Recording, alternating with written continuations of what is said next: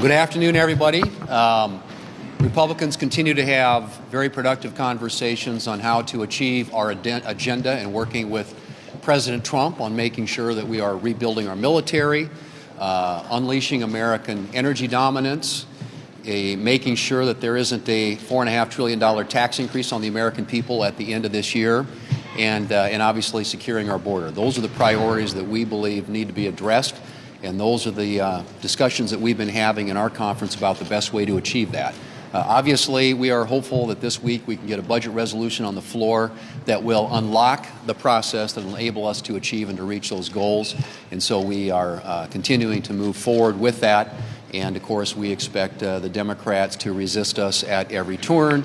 But unfortunately for them, when they talk about fighting and fighting and fighting, what they are fighting obviously against, and or for, I should say, is a $4.5 trillion tax increase on the American people at the end of the year. That's what's at stake in this discussion. And what that means, if you put it into kind of just everyday terms, there are literally of those who make less than $400,000 a year, there would be a $2.6 trillion tax increase on those wage earners and a $600 billion tax increase on small businesses.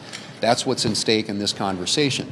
So say, for example, if you're a working family in this country with kids, if we don't extend the existing tax relief by the end of this year, then you will see the child tax credit go from a $2,000 child tax credit to a $1,000 child tax credit. So every family in this country who has children would face per child a $1,000 tax increase. And if you look at the standard deduction, now 91% of the people in this country claim the standard deduction.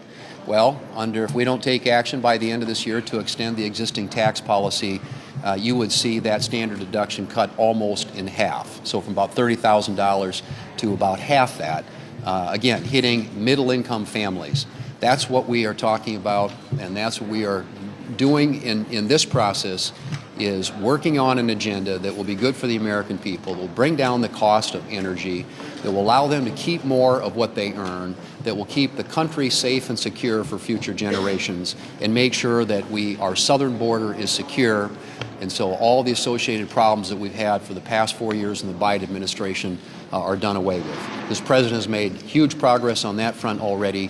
We want to be good partners in working with him to achieve these objectives on behalf of the American people.